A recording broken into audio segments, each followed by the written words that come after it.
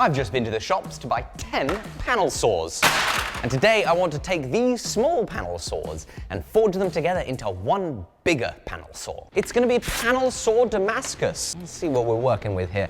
As you can see, it's quite springy. We all know that, but is the actual body of the saw high carbon? Look at those sparks. That's mild steel. That's the saw. The more explosive and ferocious the sparks, generally, the higher the carbon content, which leads me to believe that we've got perfectly good blade material here, further proven by the fact that these teeth are not welded on in any way. They're actually integral to it. And so, in order to make a larger saw from all these saws, you need to break all the handles off, cut the steel down, and weld it up into a billet. That didn't work.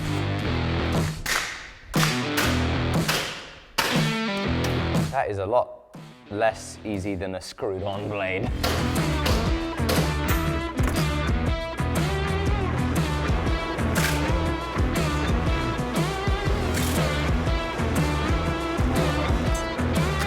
Wow, this is really annoying.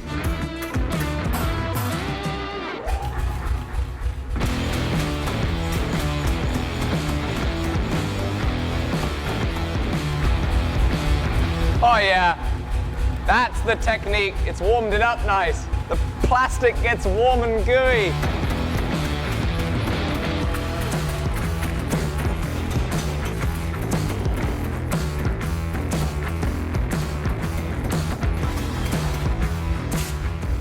All right, so one of these is 252 grams. Unfortunately though, this scale is too small to read the weight of all 10, so we won't be able to know how much steel we actually have. So it's just gonna be a crapshoot as to how much metal's actually there. We've got paint on one side, that's gotta go, and then we need to make the most efficient layout of cuts possible. Can you not forge weld them when they're just that shape? That's not an awful idea. But then you just need to flatten out like an extra 50% and make it a bigger saw.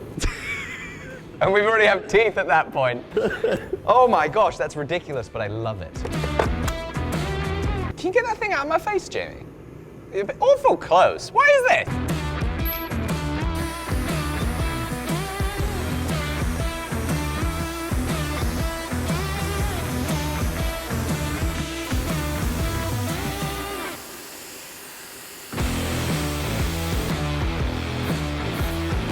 Are you just going to weld these together like this and then cut a saw out the middle? I think that's exactly what we do. We just weld them end on end. Not quite. Not quite. We're going to stack them up, of course. One of the things I fortunately noticed when I was just taking the paint off, I thought that was all we were going to do, is that it appeared that there was a lacquer on here. So I had to go ahead and Scotch-Brite everything. And now I'm going to de-grease the daylights out of it.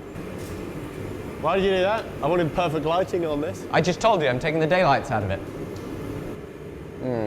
Gonna need blinds. Quite a niche joke though, because you have to know that the lights are daylight. They're daylight color LEDs.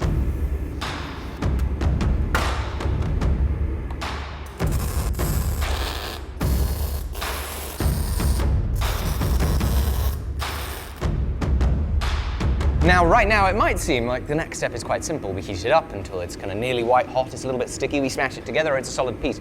But because this is so long and the pieces are so thin, we really risk this cooling down too quickly and not sticking, especially because the forge is not exactly long enough. So I've had to make a little extension. Oh my gosh, it's popping and cracking. Look at that, Jamie. Wow. Okay, let's tack weld that a little bit more. That's exactly what I'm talking about. This is gonna be a tricky weld.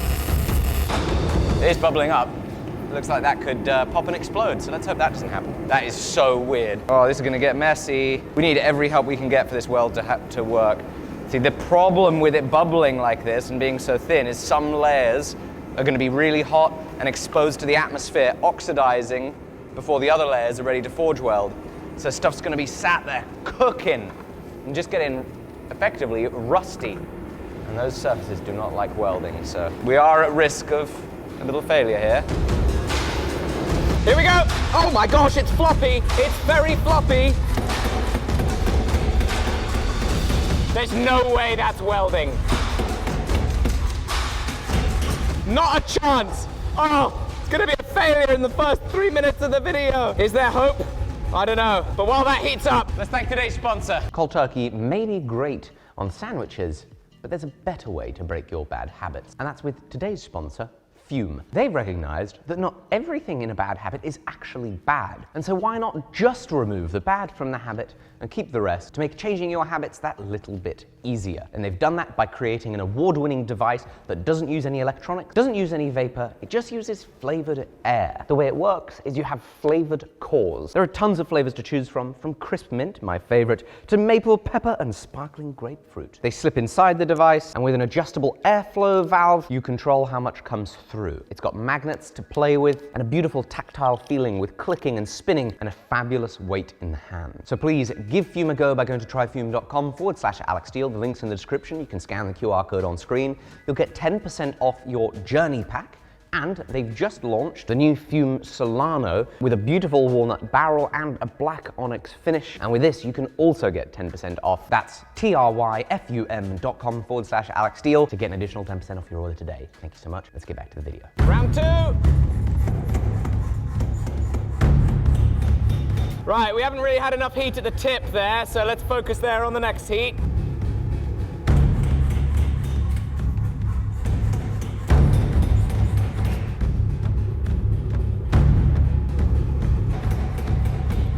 It looks remarkably solid, Jamie.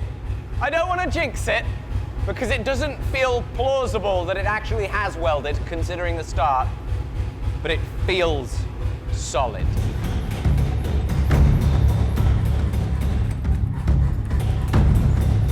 It got a little bit bent. See if I can straighten it out with its own gravity. Oh, bugger. Look what I just noticed, straighten that out. That's not good. That's what they tell you not to do in school. Oh no!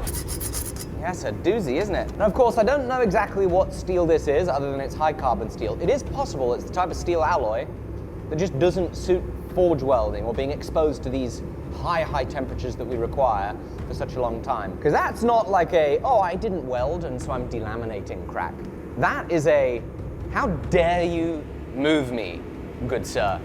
I'm fed up with you beating me around like this. I'm going to rip apart and crack as punishment for your mistreatment. Very different to a delamination. We said we were going to be making a very large saw blade. Quite possible we're going to be making a similarly sized saw blade.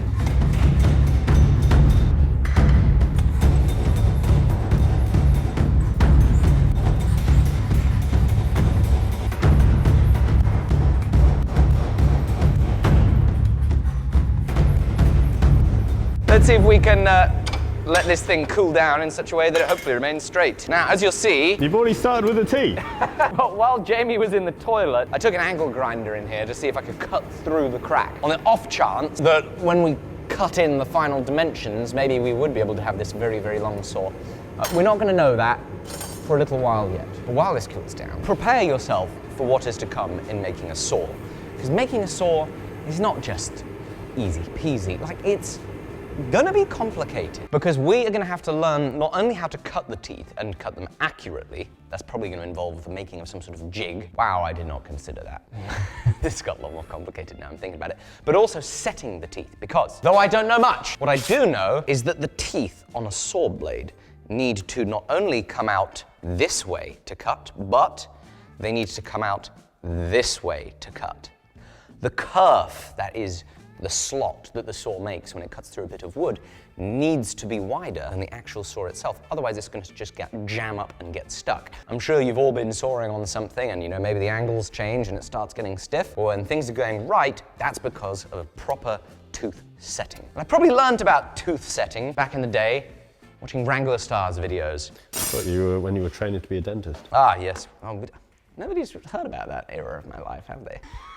So each tooth goes out in one direction or another, and that is precise work, technical work, and the type of work that an experienced saw sharpener or saw maker would do back in the day, not an amateur who makes silly little videos on the internet. Well, if you wanted to know what it looks like to smash 10 saw blades together and stretch them out, that is it. We've still got the original holes. We've got a very thick coating of scale on it. It's quite thin, but nowhere near as thin as it needs to be. We're gonna get this scale off and start grinding on this bad boy. And this is gonna be the first project that we are making anything Damascus-like where we have the sandblaster. And so I get to see, is there any use to having the sandblaster when it comes to making Damascus steel for getting rid of thick, heavy scale on forged projects like this.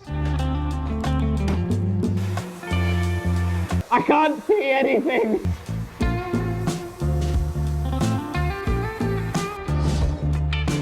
Alrighty. Did something. Heavy scale, no scale. I mean, it got a lot of the heavy scale off. Not sure on my final verdict.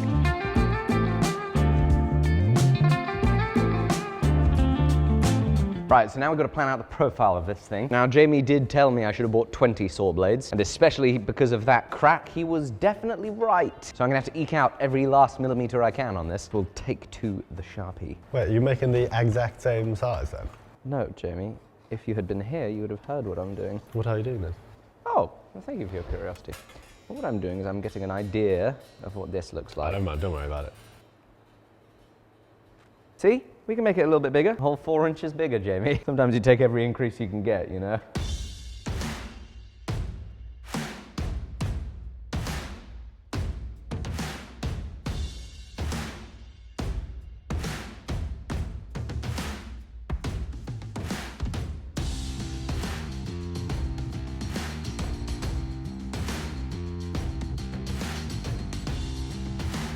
Right, I'm saying it's that holy time again. I think our next step is chuck some holes in it. Now, if we look down it, we see that it is quite higgledy-piggledy. It's quite wobbly. That makes me think that I probably want to think about heat treating sooner rather than later, because this thing being so thin and so long and wide and made out of weird material is going to have a tendency to want to warp quite badly on us in the heat treat. So if I go too thin now, it's going to be awful. So I think we'll get our holes sorted, clean up this little area so it looks neat, and then think about getting this thing hardened. I may be being silly in thinking it needs to be hardened. All right, have a look at this. Shiny, oxidized. Does that mean maybe this was not hardened and then only the teeth were hardened? Does it mean maybe everything was hardened, then these were heated to be normalized so that they could be bent across, and then they were rehardened?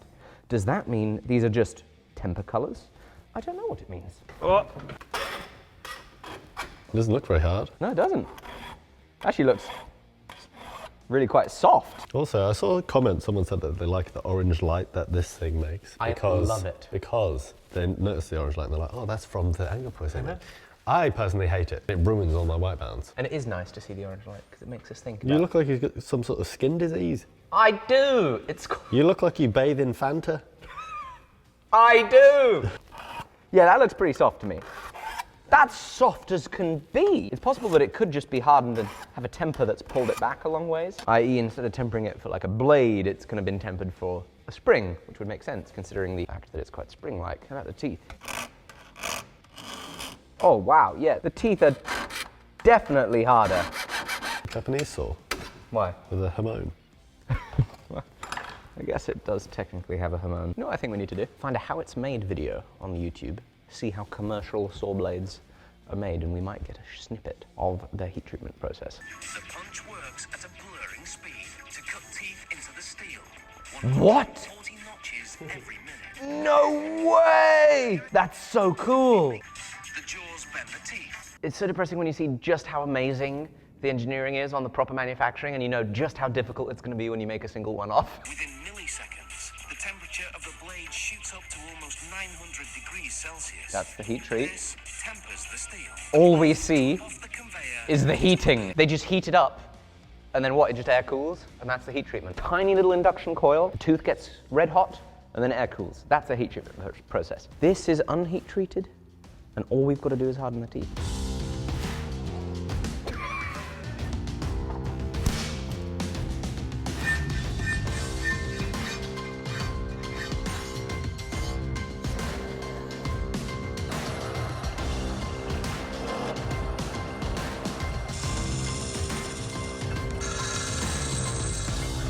Right, got the forge lift. Now that we found out this is probably not going to all be hardened, I do want to normalize it a few more times so that the teeth that will be hardened have the best shot of, you know, like not breaking. And also, because that will give us an opportunity to get this thing straighter. So, as you know, I usually like putting a tube in here, sorry, I'm English, a tube in here to get nice even heats. We don't have that luxury today because I don't have a tube wide enough. So this is going to be a case of carefully painting it back and forth to get the heat even.